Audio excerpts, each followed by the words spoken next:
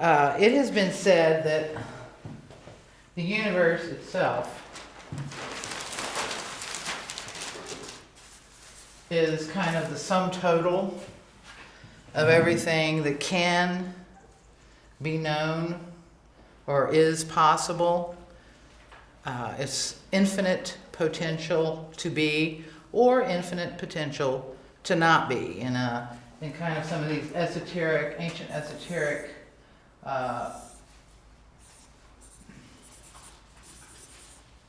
systems, it's kind of represented that way. That's kind of the cosmos. It's infinite potential to be, and in any infinite potential to be, there's a certain amount of non-being, because matter is simply consciousness that has gone to sleep and basically, congealed or gelled itself. And in this, there is a little bit of consciousness, because nothing can be completely non-existent. There is no such thing as non-being. So if a consciousness could embrace this, consciousness outside of it, or even inside of it, then you would have all knowledge. You would know everything that was going on anywhere at any time, and you would be in kind of a really superior state of being, right? Well, obviously, none of us is there. However, the idea is that each one of us has inside us, or we are essentially a souled being, or a potentially souled being, and that part of us that is souled or potentially souled is a part of this greater consciousness. And you can connect with it, and in a certain sense, the communication with the seas is like that. It's like, after you've peeled away all the layers of yourself, your own programs, all the barriers to, your deep inner consciousness, and you've accessed that part then also can connect with the inner consciousness, or the higher consciousness, or the cosmic consciousness, or the Akashic records, whatever kind of term you want to call it, the archetypal consciousness, you want to go Jungian on it. And it can connect with that, and it can access information. In one of the previous videos I made the remark about my friend who was dying right at the time, and I misnamed it. I call it the Christchurch mass shooting. It wasn't. It was Port Arthur, Tasmania, not Christchurch, New Zealand. But it was right at the time of the Port Arthur, Tasmania shooting that she had died. And so I was having this conversation with her, and that was when she said, "Oh no, don't shoot the little girl." And then I asked, "What were you talking about?" And she said, "You'll find out tomorrow." And that's when we found out about this mass shooting. And I don't think I really said very much about what a bizarre kind of reality it must be to be in that state where you can be having a conversation with me, more or less, sitting in my little office next door to my kitchen in my house in Newport Richey, Florida, while also being aware of a mass shooting that's taking place on the other side, not only to the other side of the planet, but the other hemisphere of the planet, down in the southern hemisphere. What kind of a bizarre reality is that? I mean, that's kind of weird. It's more than just, it's not like she could visually see through the planet. There's something else there. And this is one of the reasons why I keep saying that exploring these kinds of realities, because to my way of thinking, that incident right there, among many others, but that one in particular, that she was able to see from our space-time location, Newport Richey, Florida, on such and such a day at such and such a time, something that was taking place on the other side of the planet, bespeaks a reality that really needs exploration by people qualified to do it. And by qualified, I'm not necessarily saying that you have to have all the degrees and all that sort of thing, but one of the things about research is, any kind of research, whether it's historical research, archaeology, engineering, physics, mathematics, whatever, one of the things that you like to have, or you need to have, is a certain control over your material. You have to have what they call controls. You have to have standards, yardsticks against which you measure things so that you can at least have some idea whether you're dealing with something that's this kind of phenomenon or this kind of phenomenon. And in a certain sense, these controls that I'm talking about are kind of like differential diagnosis in spirit release therapy. You ask certain questions, you query the information. If it's historical information, you query it. The historian said, such and such a battle was fought on such and such a day, and these guys were the generals, and this many people died. The archaeology, on the other hand, says something different, and the epigraphic evidence says something still different. The historian says a battle was here, but you find the guy's tomb, and engraved on his tomb, and this is an actual case I'm reciting here, and on the guy's tomb, it was listed where he had fought battles and who he had prevailed against, and it had nothing to do with what was in the written history that was written some 200-300 years later. So the historian, you query that information, and then you have something to compare it to, and you realize the historian is lying to you, but then you want to query it in another way. Why is he lying? Okay, then you find out that during the period of history, or period of time when he was writing that history, there was a political reason for him to glorify this other person in such and such a way, and to include the names of certain peoples who were defeated and dominated at the time. And it just happened that that particular time in battle, just kind of fitted the need, because then it made it look like once they had been dominated and subjugated, that for them to do something in this later period of time would have been unthinkable or unconscionable or in some way, a bad thing. So he was rewriting past history to make something usable for his current history. And the problem is that most history is written that way. And that's why, historians, biblical historians, any kind of history, any kind of archaeology, you need controls. And these kind of things, require that in order for you to find out what is or is not the truth. So, getting back to our really strange reality, where my friend, and I was convinced it was my friend because of the personality that came through in the responses. This is a session I haven't published because it was kind of personal, but there are other sessions where I've communicated with departed individuals that I wish to communicate with that I don't publish because they're personal. But in any event, what a strange reality that is. And the only thing that I can think of that possibly explains it is that part of us, that deep unconscious part that is connected to that information field, is far more interesting than any of us can imagine. And this is where you start talking about information theory, and I'm not going to go into it in any great detail, but one of the old questions people used to ask, if a tree falls in the forest, and if there's nobody there to hear it, does it make a sound?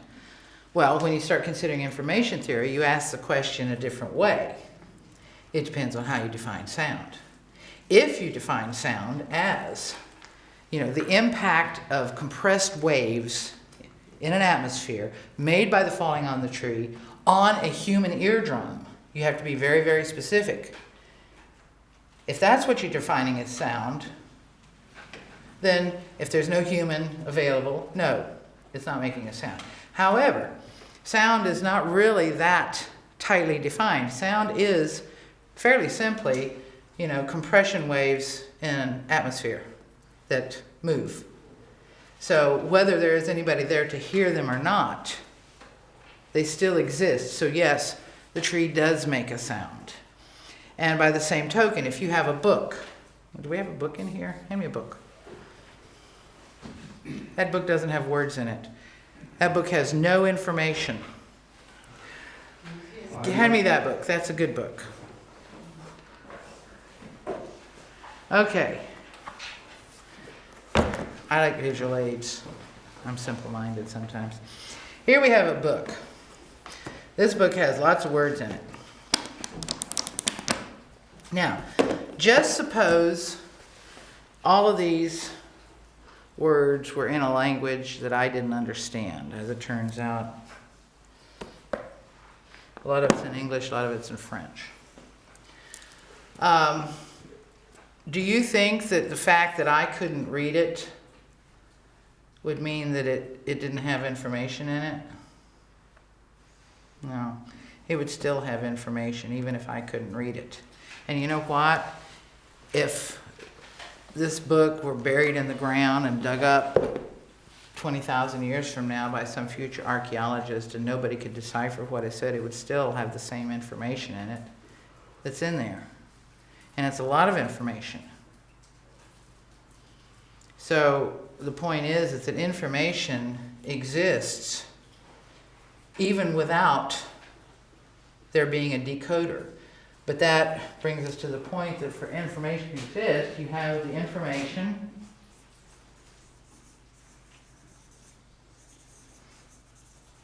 you have a storage device, words in a book. Okay, storage or words in a book could also be something that transmits it. You know? For example, if you have a telephone. You know, I was going to draw a telephone like this.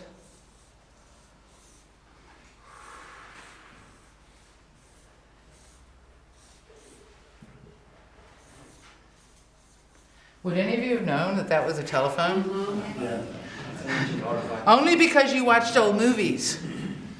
Okay? Nowadays, the telephone is like this.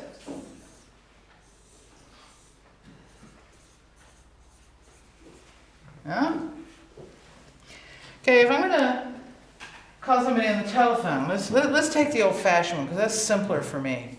I'm going to call somebody on the telephone. So I've got the telephone here, and I pick it up, and there's something in my head. And I want to pick this telephone up and talk to somebody. So I pick the telephone up and I dial the number. I emit the sounds, which is a way of conveying information, into the telephone. The telephone then converts them into an electronic signal. And then somebody over here, well, in this case, they're going to pick up with their cell phone. I'm old-fashioned, and the person I'm calling has a cell phone. They're modern. So they pick it up, and the cell phone decodes those electronic signals, conveying that information, and turns them back into sounds that are similar to the sounds, or, you know, that reproduce the sounds that I made. Speaking in, you know, reproduces what I said. Reproduces what I said. So that the person probably can even recognize my voice. You know, the timbre of my voice, or the tone, or that I'm angry, or that I'm happy, or that I'm excited, or whatever. And then that information goes into their ear, conveyed by my words, and becomes information in their head. And they may then choose to do something based on what I've just told them. The cake arrived. Come on over. We're going to have it in half an hour. Bring the ice cream. Sorry. How about the steak and the bacon? Yeah. Anyway, so this person who's picked this up got this information. This information made a change in them, in some sense. That it was like, you know, I have information. I can make a choice. I can either say, yes, I'm on my way, or, oh, I fell down the stairs today and broke my leg. There's no way I can drive. Can you bring the cake to me? Okay? So you can see this information idea is a lot more interesting than one might originally suppose. Not only can you store information in a book, you can store information in electronic devices, you can transmit it, you can change it, you can code it, you can decode it, and interestingly, it still is information. But then what happens when information becomes part of you? And I'm not going to go off into a whole bunch of other stuff about, heat is information, but, just mention that in passing. If you, my cigarette, you see, I just added information to it. I just told it to burn. I added heat, fire. It's ignited, it's burning. Heat is a form of information. If you heat a pot of water, you're adding something into that water and making it do something, boil. That's a form of mechanical information that's added to a mechanical or more or less mechanical device. But it's far more interesting when we're talking about information in terms of human beings and transmitting information that is completely abstract, storing human information in computers, information in DNA. I mean, there's incredible amounts of information in your DNA because somehow certain processes trigger the DNA to, unwrap itself under certain circumstances in certain places. The ribosome reads a piece of code and manufactures a protein that's needed at that moment for some reason in one particular cell of the billions of cells in your body, produces that particular protein, which then triggers a cascade of response. Maybe all the other cells start doing something, so they're all busy. They're passing all this information around. And all kinds of things. And maybe it's because there's a virus that's invaded. And you have a little combination here because one of the responses is, oops, up with the temperature. Ward off the invader. Okay. But the important thing I want to talk about here, rather than going off into that, is the idea of information enabling you to make decisions.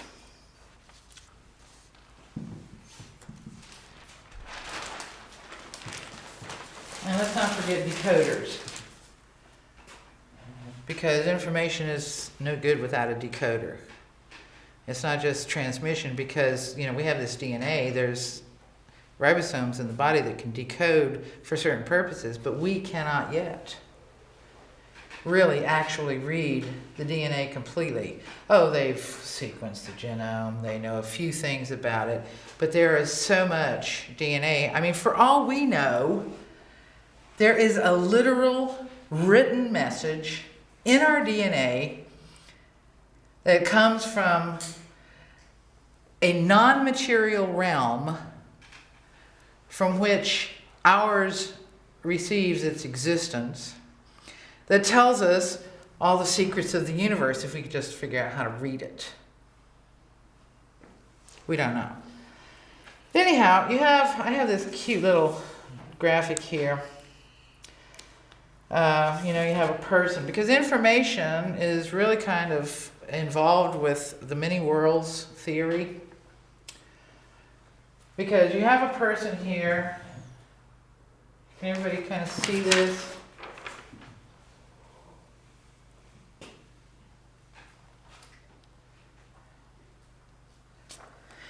You've got this person here, and he starts here and he goes to there, and there's a crossroads. Now he makes a decision. He's either going to get married or he's not. Okay, so he doesn't get married in this timeline here, but you see how this timeline becomes shadowy. See? He doesn't get married in this one. He goes off and lives alone, or he goes off and he becomes a bum in this one because you see him wearing his hoodie and kind of slouching along. Here he's carrying a briefcase, so in this timeline he became a solitary businessman, like a billionaire or something. He was going out there and raping and pillaging on Wall Street. But then he decided not to do that. So those are kind of shadowy outcomes. But what he did decide to do was get married. So here he's walking hand in hand with his sweetheart in this timeline. Well, there's another crossroads here. In this one, his sweetheart dies, or he goes wacko and murders her. It's hard to tell from the image there. But No, that one doesn't happen. Instead, they have two little children. They walk off into the sunset living happily ever after in this one. Okay? So that's, what really one of the simplest versions of many worlds, which is that you make a choice and it's like a tree. And when you have a tree, a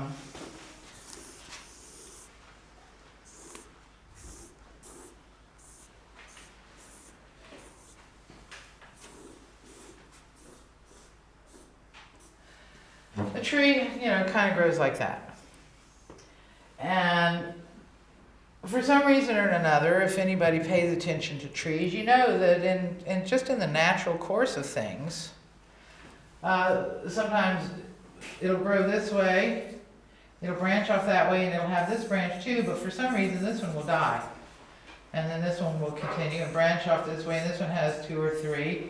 This one dies, and then this one dies, and then that one goes on. So there are points where, the life force continues, and there are points where, it doesn't continue for some reason. There is a decision made for some reason by the tree to support this branch or this twig and not that branch or that twig.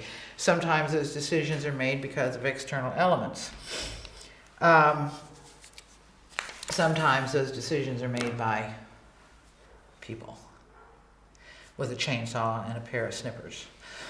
They decide for the tree which branch is going to live and which one isn't.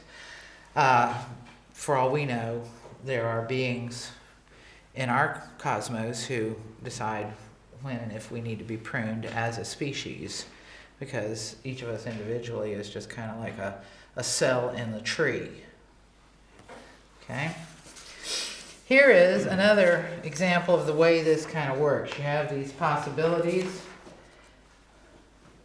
and there's, there actually exists these infinite possibilities across here, right?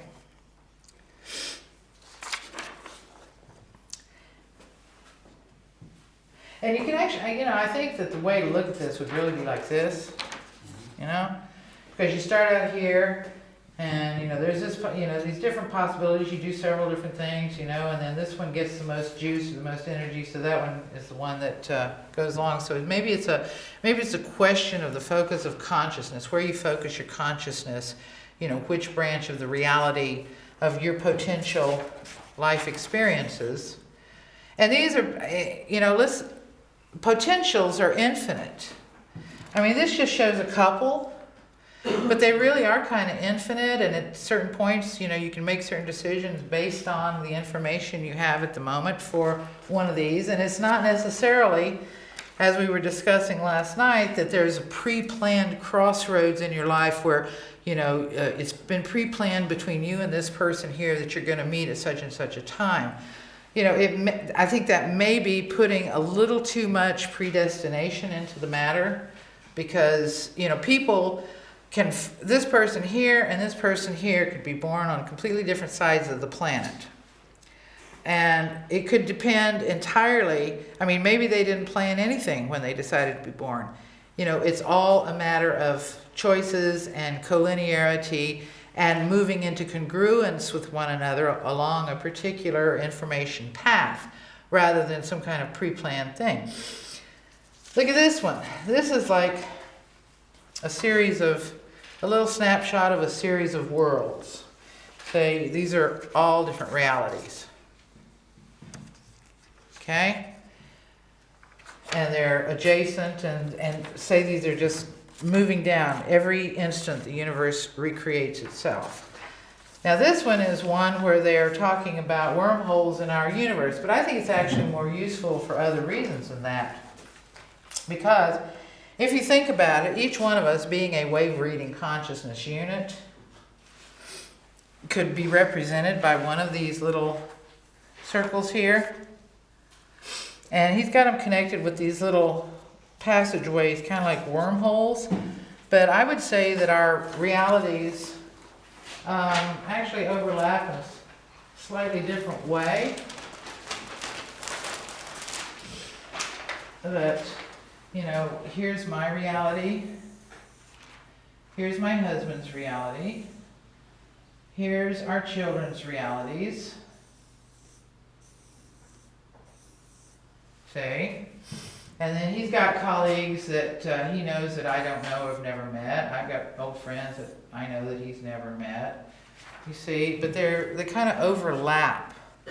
Maybe it's okay to represent it with these little wormhole connections, but I kind of think about them as overlapping. And then there's other situations, you know, where you have a big circle where you have everybody inside it. You know, here's, say this is our human civilization, and these are different realities. You know, maybe there's, you know, a billion of these little circles inside the big circle, and then there's other circles of, you know, the population of psychopaths, and then another circle of population of normal people, population of, you know, different kinds of psychological anomalies. So they're circles within circles within circles. But the bottom line, the thing I want to emphasize is that each one of our realities, our personal realities, is kind of a realm in and of itself. And we could be connected as this image. This is, they want to talk about wormholes, but I'm not. For all we know, our connections with other people are kind of like wormholes, that we can move in and out of those realities, you know, through kind of wormholes. I mean, what does a wormhole really feel like? Nobody knows. Perhaps when you really are in tune with another person, your partner, your baby, you know, your close friend, whatever, maybe there's kind of like a wormhole activated, and there's all kinds of exchanges going on between the two of you at your deeper wave reading consciousness unit level that you're not even aware of. So I want to come back to this particular image. I mean, if we know that there's infinite numbers of possible realities you can move to, and that maybe as your consciousness selects different ones, the other ones die off or dissipate or fade away. And keeping this in mind also, that this could be an even larger reality, such as what we have here, where you have a global reality with different populations of individuals in sub-realities and sub-sub-realities and sub-sub-sub-sub-realities, and so on. Let's imagine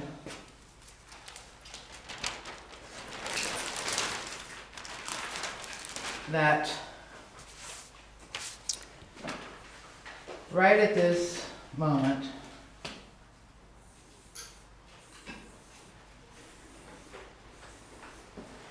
there's a whole bunch of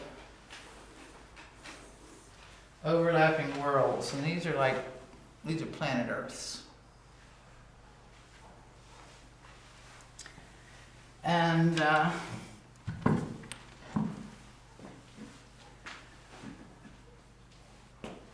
as you probably are aware,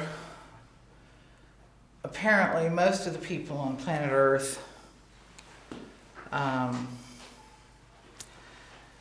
don't really seem to be able to do much about the state of the planet, the global destruction that's taking place because of greed and big pharma and big agri and big corporations and wars and depleted uranium and nuclear power plants and garbage in the oceans. I don't know if any of you have been paying attention to these things, but it's really, really bad.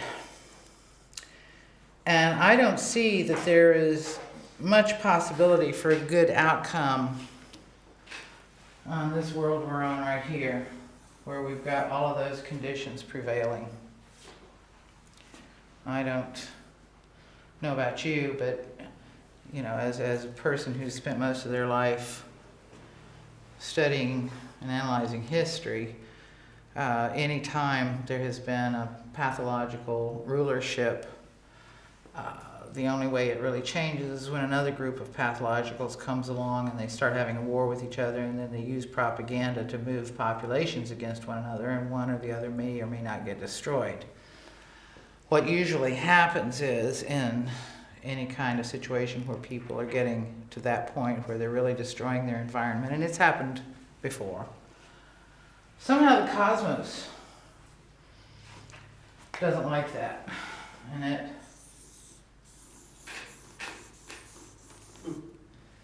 sends a flaming comet,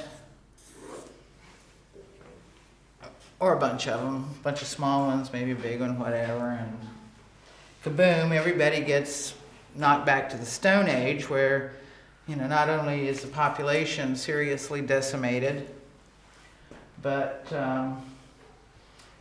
the potentials for technological destruction are also decimated. It stirs up the environment. It brings new chemical elements to the planet, new minerals. It creates storms. It redistributes the minerals on the land surface. There's volcanoes. There's rains. There's, all kinds of things happen that just kind of stir the planet up in some really violent ways. Most creatures, including humans, don't survive that sort of thing, but it's actually very good for the planet. It's like rolfing for the planet when something like this happens.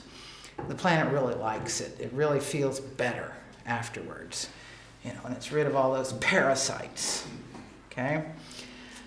So, but even if this doesn't happen, which, what else do you imagine happening? Think about it, really think about the way things are. Do you actually honestly think that if you sit there and meditate on world peace, that a psychopath is going to suddenly acquire a soul and change his ways? How do you picture that happening?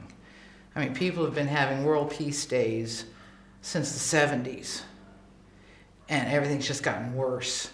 So I don't know about you, but from where I sit or stand at the moment, it doesn't look like it's a very positive activity, and it's just getting worse and worse. Now we have, it used to be you didn't have to lock your door.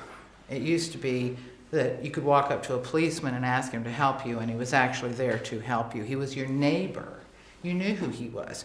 Nowadays, policemen look like, what are those soldiers in Star Wars? Stormtroopers. They look like stormtroopers in Star Wars, and they carry stun guns. And they stun people, and they stun innocent people, and they just stun disabled people. They stun children. They are arresting children in schools. They put handcuffs on 6-year-olds, for not being able to sit still in their seat. Maybe it's a little worse than that, but essentially, and they're putting people in charge of schools who have no business working with children. The destruction of our society, the degradation of our society, the increasing disparity between the rich and the poor, this huge chasm.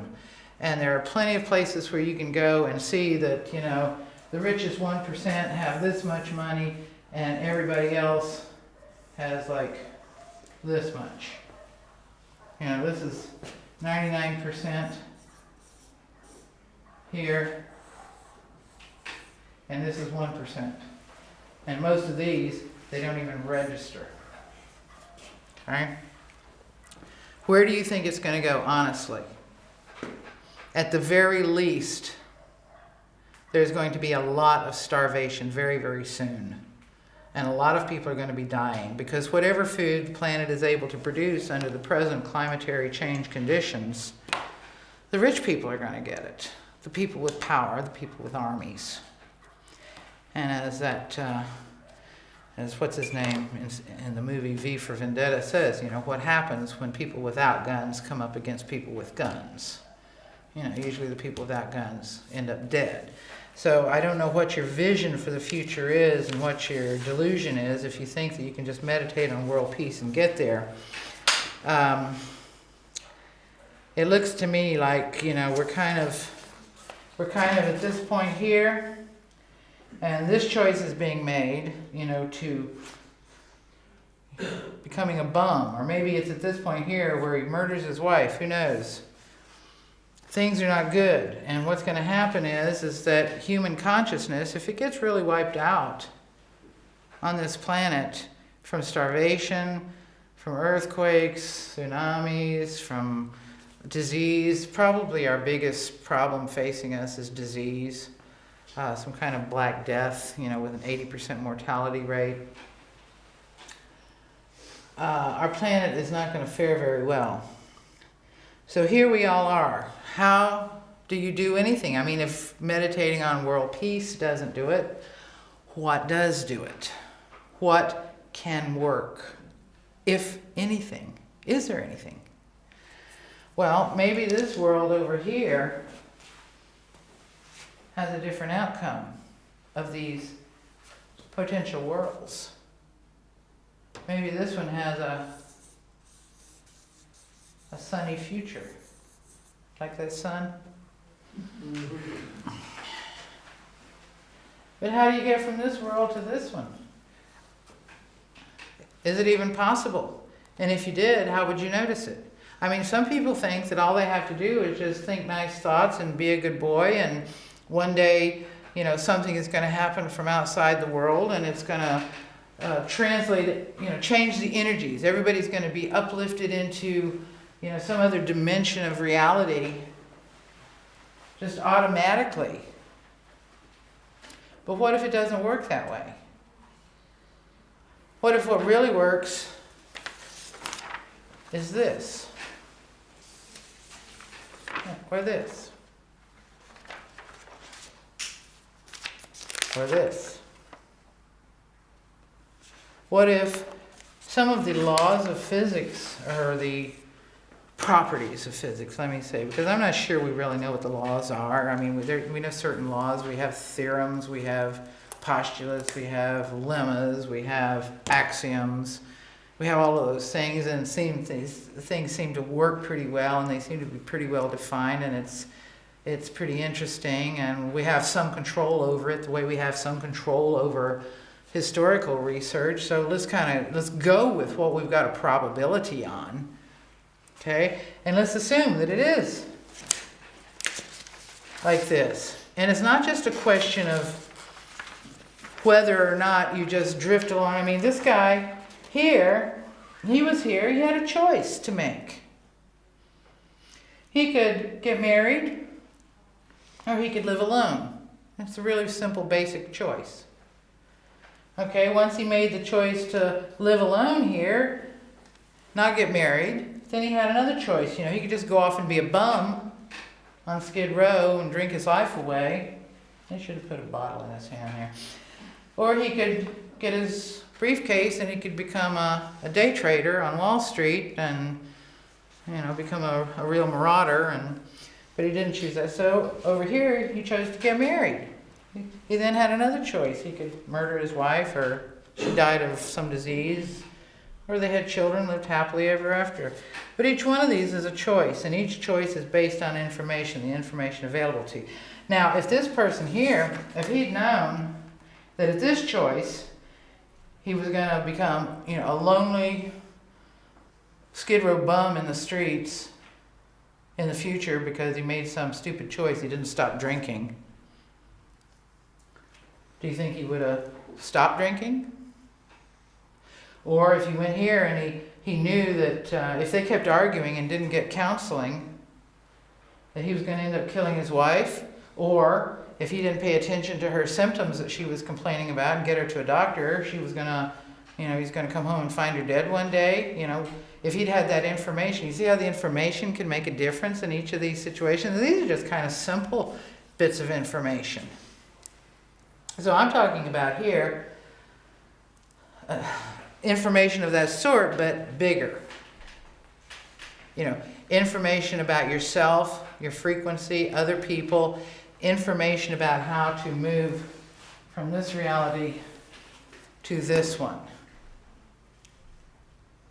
How do you do that? Is it even possible? Well, let me give you a little personal example. 25 years ago, I was a housewife in Florida. I had 5 children. I had an autoimmune condition, and I was really sick, and I was probably going to be dead in another 5 or 6 years. And I was living in an unhappy marriage. I mean, I wasn't beaten or abused or anything, but it was psychologically unhappy, you know, just 2 completely different people. I mean, I was married to a religious fanatic who wanted to take the kids to the Baptist church and scare them to death of hell and damnation. Me, on the other hand, I wanted to know how the universe really worked, and I didn't quite believe this Jehovah guy and his claims to have created it and know how things worked. And I really didn't think that having faith in him was going to do much for me or my kids. So I made some choices. And after I made some choices to do research, to study, then I made choices to engage in an experiment based on the knowledge I had acquired from doing hypnotherapy, spirit release, all the studies and research I'd done in the paranormal, channeling, that sort of thing. And then I made the choice to do it a certain way rather than be swayed by, the cheap and easy solutions. I worked out the theory based on all this information that I could gather. And then once I'd worked out the theory, then I kind of stuck to my plan, to do it a certain way. I think it's quite possible, and it's highly probable, that I did finally clear away a whole bunch of my own personality stuff that was inside in the way, and did get into touch with this information field that I can be in touch with myself from within. Although I'm sure that the transmission line is not perfect. There's still, maybe sometimes there's a little static on the line.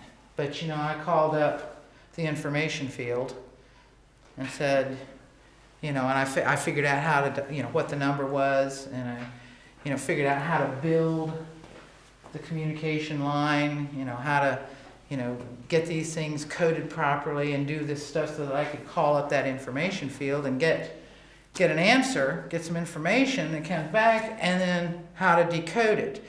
How to decode it is an interesting process itself, because it's not as simple as you might think, because you have a certain, say you're getting something from a language that is so far beyond anything you understand, and it has to be transduced down into my English.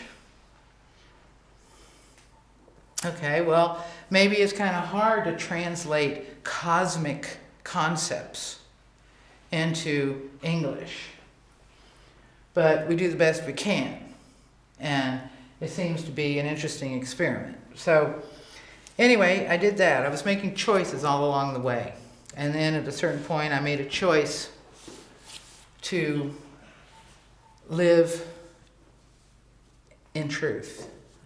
I didn't want to live in a relationship that was not, at least my personal relationship. I mean, I understood that I could have friends that I could talk to a little bit this way, a little bit that way with another friend, so on and so forth. But I didn't want my personal, intimate relationships to be one where I had to pretend or lie, because I understood that when you live that way, that, you feel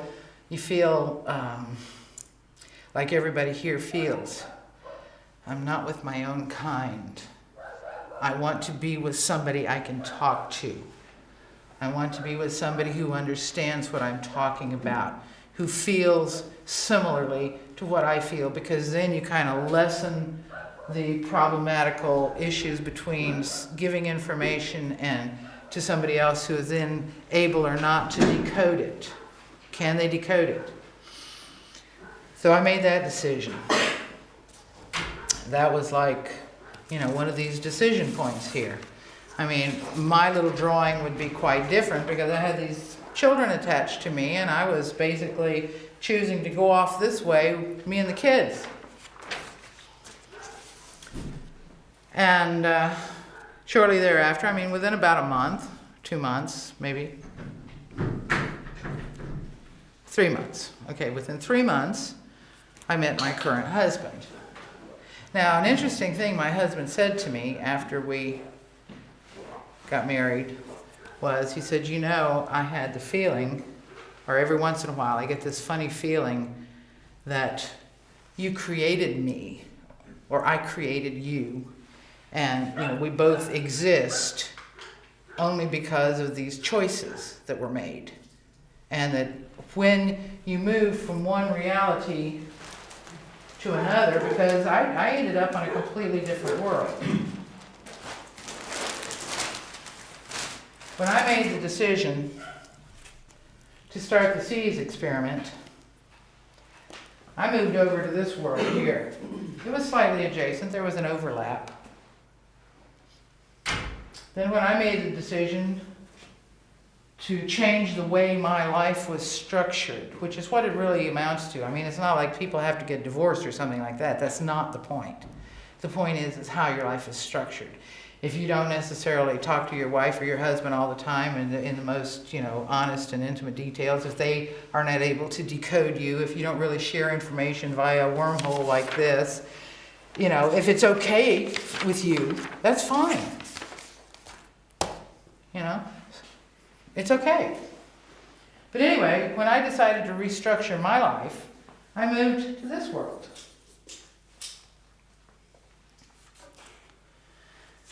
Then, when I decided to marry my present husband, I moved to this world. And maybe this is the world, the potential world that he was on, that was recreating itself every moment, in this straight line, right?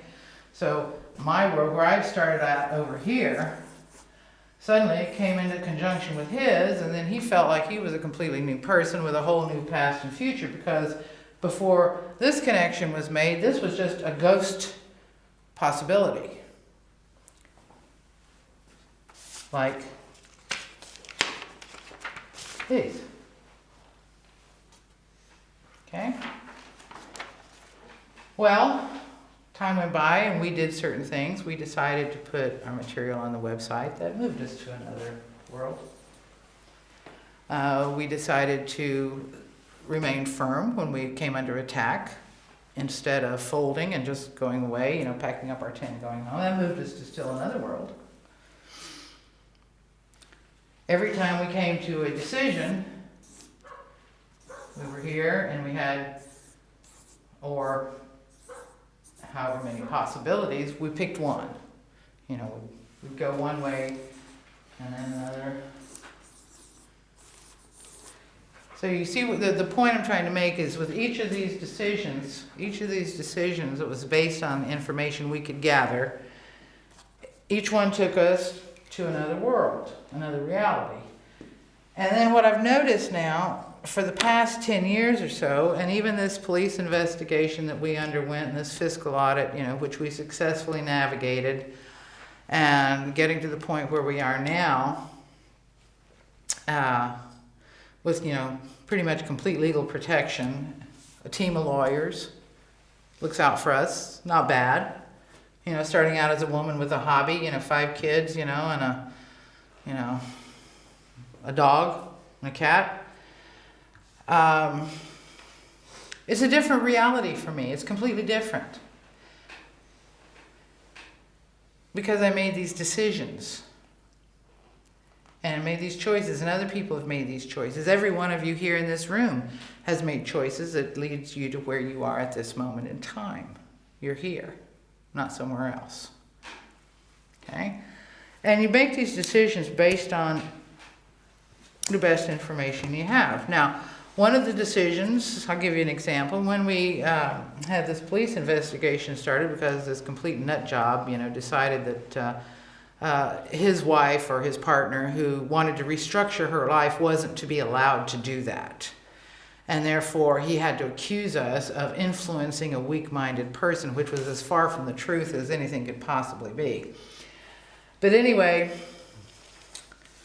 this somewhat medieval legal system in France pursues such claims.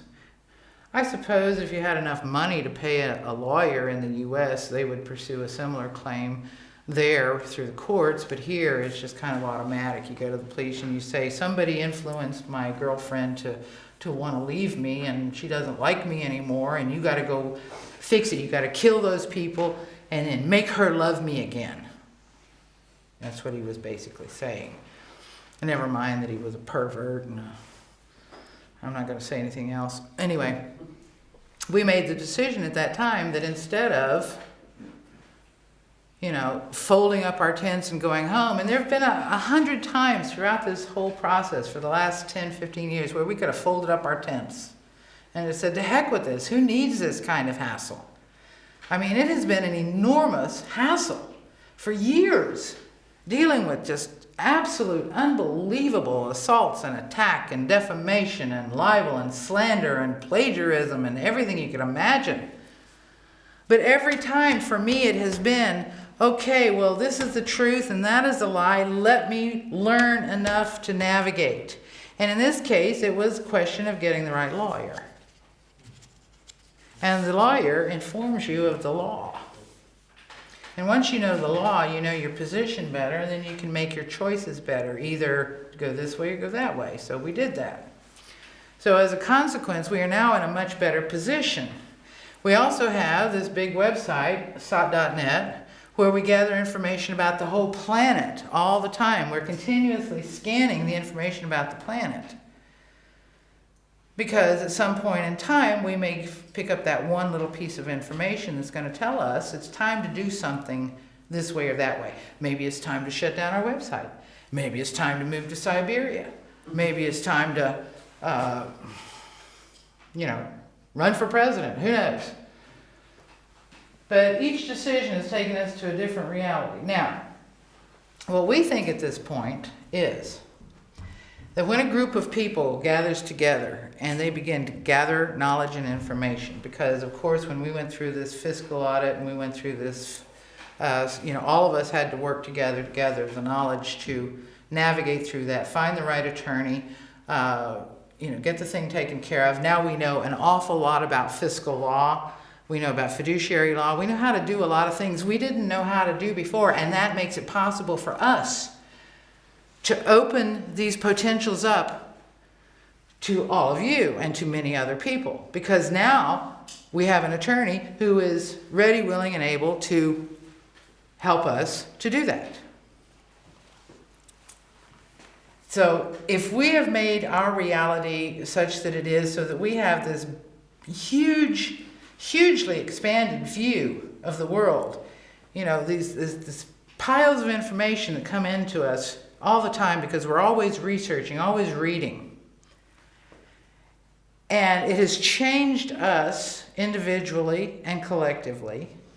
And it creates a certain environment for us individually and collectively. And it makes it possible for us to bring you into this environment to feel it and to enjoy it, because it really is a marvelous experience. I mean, it is for us on a day-to-day basis. Y'all are here for, a short period of time.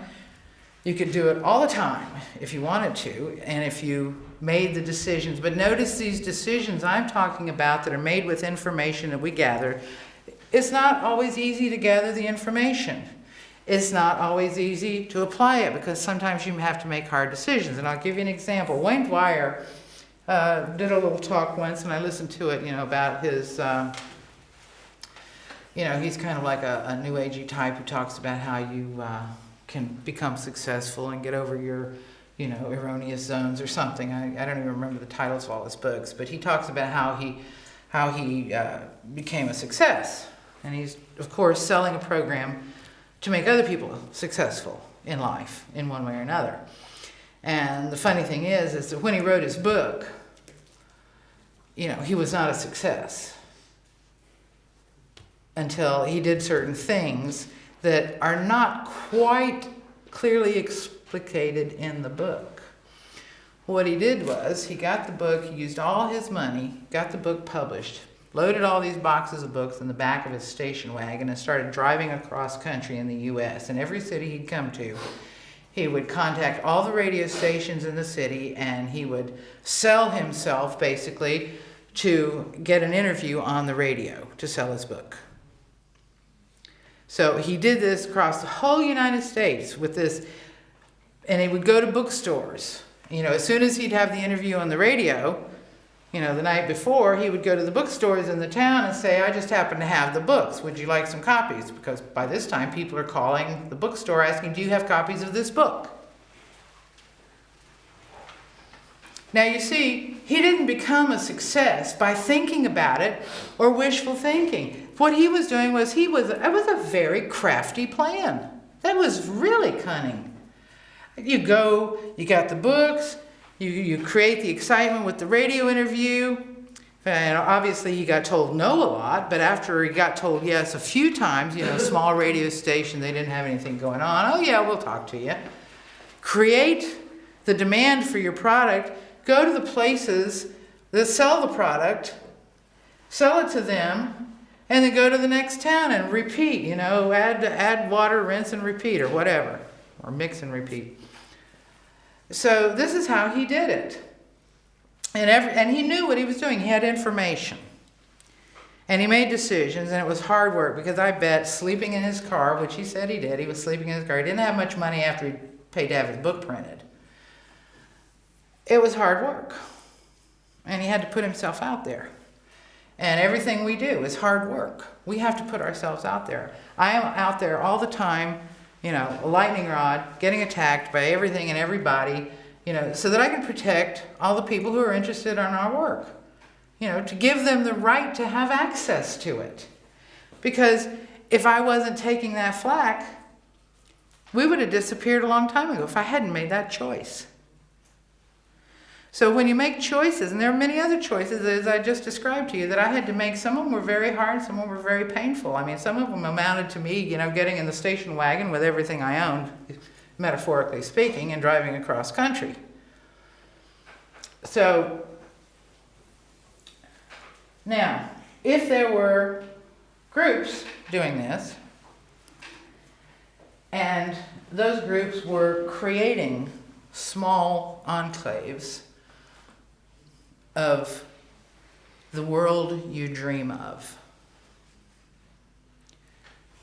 Dreaming of a better world, a world where people treat each other nicely, a world where people are honest and tell the truth, a world where people help one another, a world where people understand one another, where people are engaged in a project and they're joyful about it, they do something productive, they do something creative, they work together, kind of like a team, and one of them says, "Oh, I see you're having trouble there, let me help you," and the other one says, "You look a little tired, you go rest, I'll take over," or the other one says, "I'll cook dinner tonight because you did such and such today." A life like that, with people like that, it's kind of like a dream for most people, even in their personal relationships. And having children grow up and learn to live that way, learn how to help each other and how to do teamwork. Because there's so many things that people want to do that they can't really do because they're alone, or they're just alone as a couple, or they're alone as a couple with a couple of children. I mean, what if you wanted to do a work that serves humanity? Say you have a dream of a soup kitchen. You want to make a soup kitchen, but you have to spend all your time working at your job doing data entry all day long, and your husband works all day long at his job in the post office, say, and you both come home and you read the paper and you think, somebody needs, I'm such a cook and people need this nutrition, I want a soup kitchen, how am I going to do it? And you don't have enough of your own money that you scrimp and save to open your soup. What I'm saying is you're somebody who wants to really do something for others. If you're not somebody who wants to do that, then you're watching the wrong video. You're listening to the wrong talk because, I don't really have much to say to you.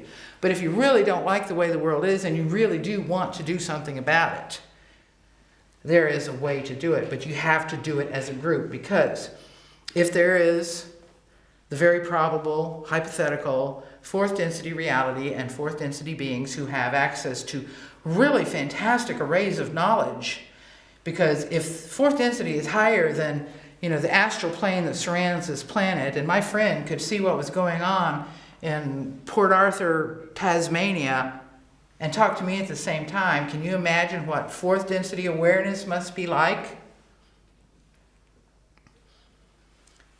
And that's the kind of thing we're shooting for as a group.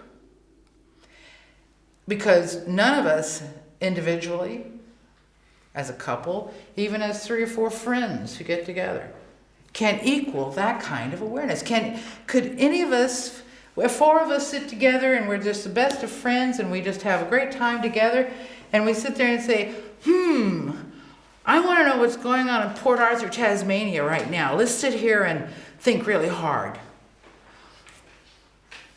Maybe yes, maybe no. I mean, remote viewing is kind of like that, but would you get somebody saying, "Oh, don't shoot the little girl"?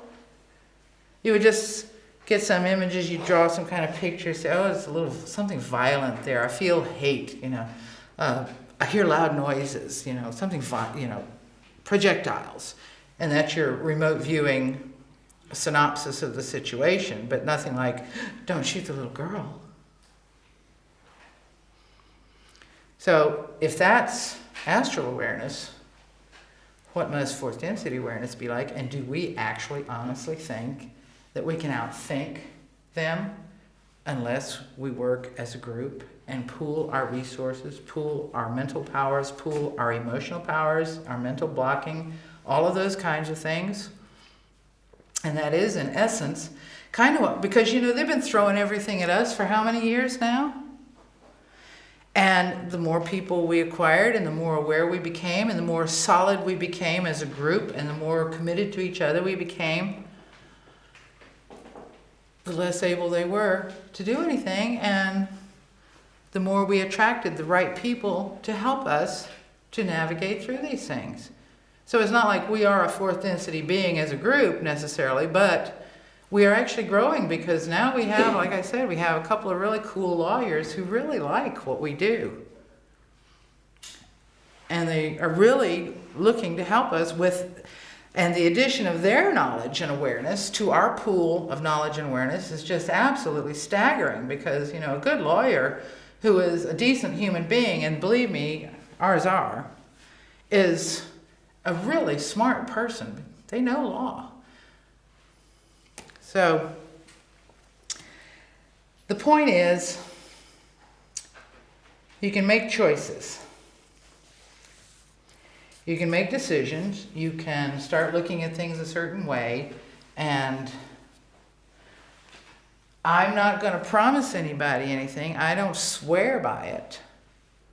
But I think it's highly probable that we'd end up as groups, if we increased our numbers, we could move to this reality here.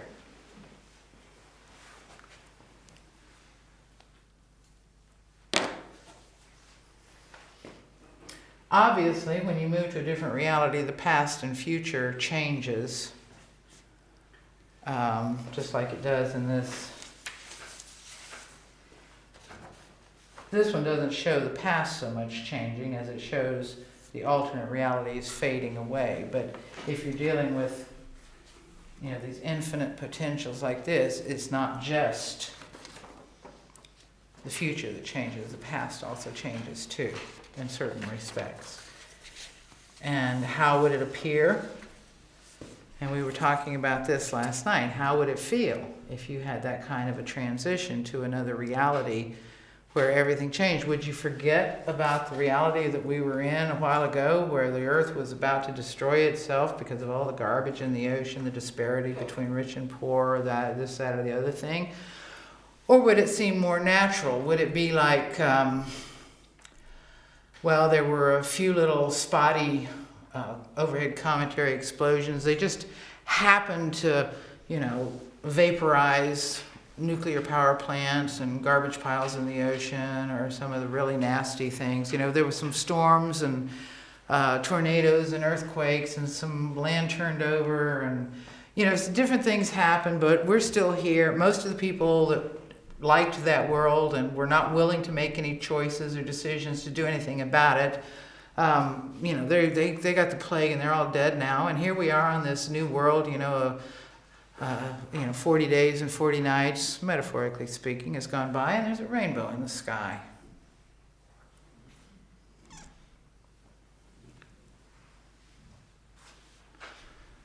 Noah made a decision.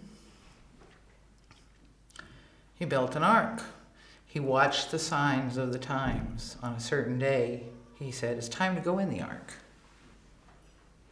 And I'm just using this as a metaphor for making decisions about, you know, how you live your life. If you're dreaming of a better world, in a sense, you have to create it now. But how you create it is not the way that is generally told to people. You don't just sit there and think it into being. Sometimes it takes hard work. It takes giving up certain things and taking on board certain other things. You know, living in a community is a very different thing from having, you know, from the way we're told we're supposed to live. It's actually a more ancient and honorable way to live than what is propagated on us for the benefit of pathological individuals in power, or psychopaths in particular, that you must get married, you must buy your own home, you must have your car, you must have your vacation, you must work at this regular job, you must do this, this, and this, and you must save up all your money so you can have a retirement, and you must, of course, if you're on the pathological side of it, that's to feed their reality. Their reality is amass large amounts of stuff and power so you can leave it to your psychopathic kids or perpetuate this system with other psychopaths, ad infinitum. So you either, so they promote this, get it for yourself, this consumerism, this mine thing. In a community, it's not mine, it's everybody's. Decisions are made by everybody. They all contribute. Information is brought in by everybody. And usually it's to, sometimes you have to do things that you're not accustomed to doing. For me, I'm not the greatest mathematician, but I actually have to do tax returns. Thank God for calculators. And I had to learn how to read and interpret tax instruction booklets. And sometimes I had to read even more than the instruction booklet, but rulings and so forth. So sometimes you have to do things that are a little bit out of your area of competency, which you do simply because you're the one that's capable of doing it. And sometimes it's just a matter of competency. Everybody has their own area, so they all contribute according to that, and everything works. But nobody's getting wealthy. Nobody is creating a nest egg. Nobody is putting something aside unless they have some little side thing that they're doing, which is, of course, entirely acceptable as long as they consult with their community about it. Is it okay if I go out to work for 6 hours a day and y'all can cover for me so I can make money to put in the bank for myself? You think your group's going to like that? I'm going to let y'all do all the other work around the house, while I go out and make money for myself. You're not getting any of it. You cover for me. Think that would work? Yeah.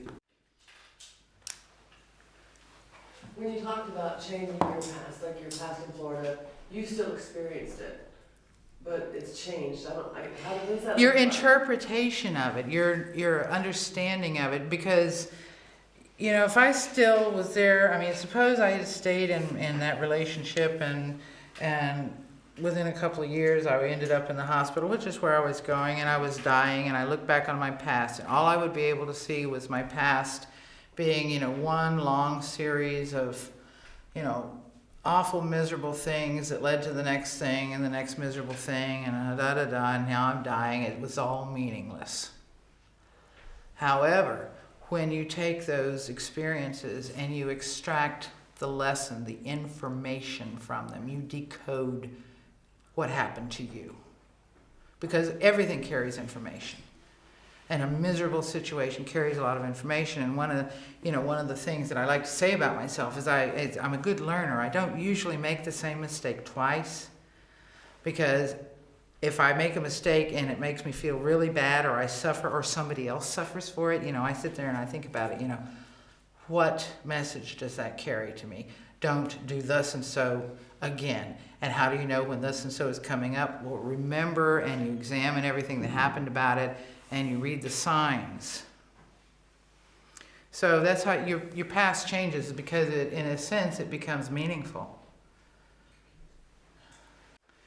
So anyway, it's all about decisions. It's about, when you make those decisions, it's about the work to get the information that you need to make the decisions, estimate the probabilities accurately, then make the decision, then you have to put it into effect. If you do, this may be the reality we end up on. I'm heading that way. I hope. I'd sure like to have a lot of people there with me. How about you? Hmm? Okay, so I think that's all I'm going to say today. And let's go and take a photograph.